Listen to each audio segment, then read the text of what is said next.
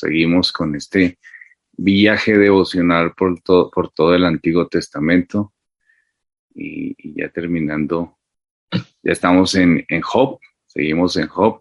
Hemos hecho este pequeño recorrido, jóvenes, para que ustedes puedan pues meditar, para que ustedes puedan pensar en lo que el Señor tiene.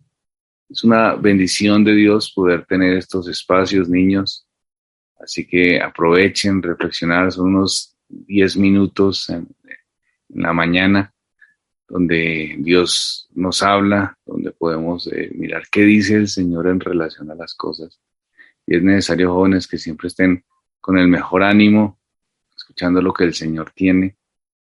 Son cosas que afectan nuestra mente, nuestro corazón, que nos hacen pensar en lo que es correcto y lo que es bueno.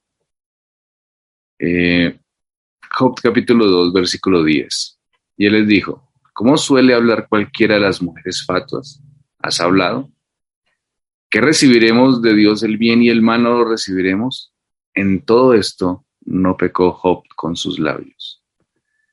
La pregunta de siempre, la pregunta que todas las personas se hacen, se han escrito libros en relación a esto. Una y otra vez las personas hacen esta pregunta: ¿por qué sufren algunos y por qué prosperan otros, no? Mucha gente dice, pero ¿por qué la gente le va bien? ¿Por qué a otros no les va tan bien? ¿Por qué otros tienen mejor condición? ¿Por qué otros no tienen esas condiciones que pudiéramos tener? Esa es la pregunta. Y basados en estas preguntas, en esa pregunta, mucha gente genera resentimiento en el corazón. ¿Por qué uno les va bien?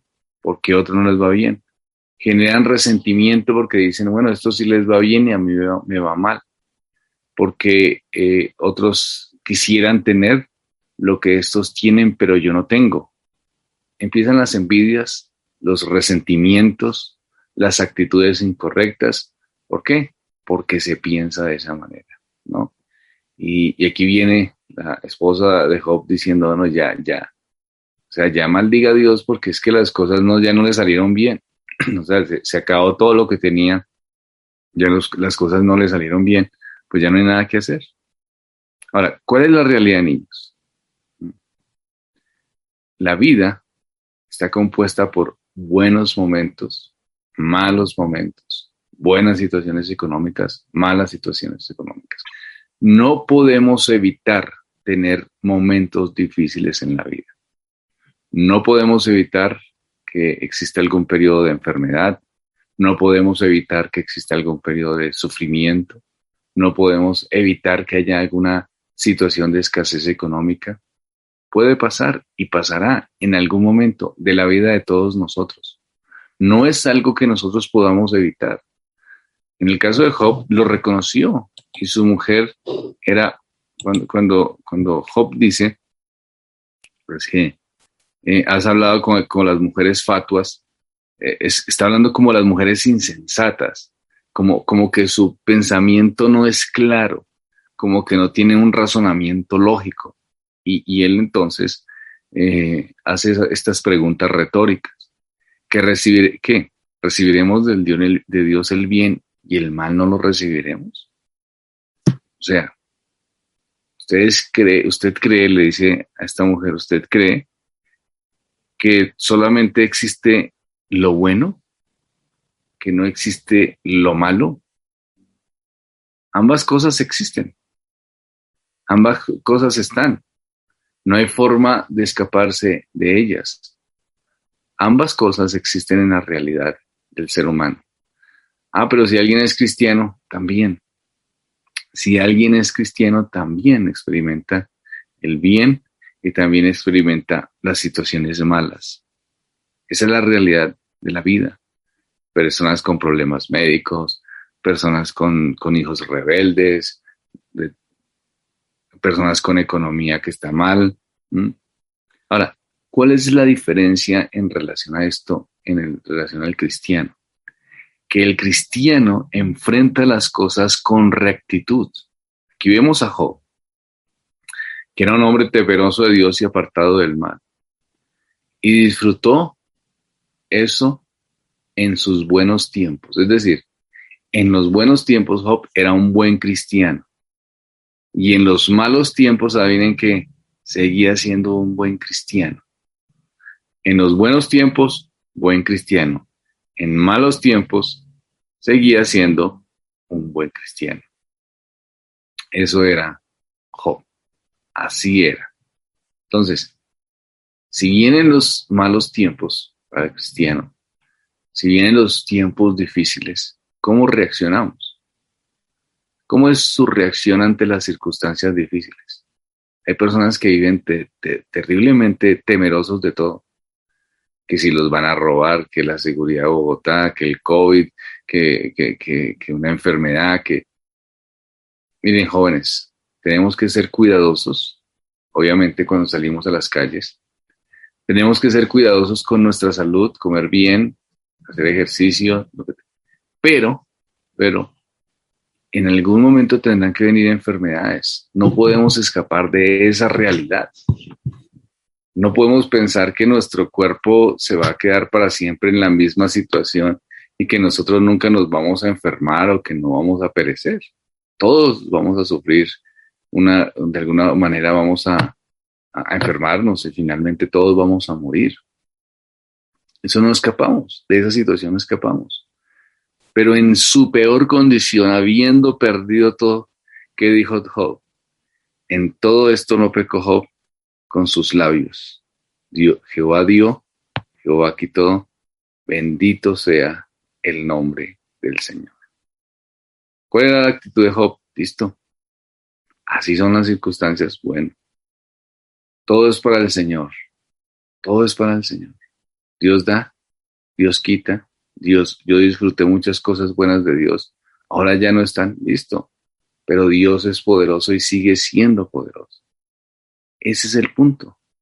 En eso se enfocó, en Dios mismo, en esa gracia del Señor, en ese poder de Dios y en ese descanso de Dios. Eso es lo que nos hace diferentes, jóvenes.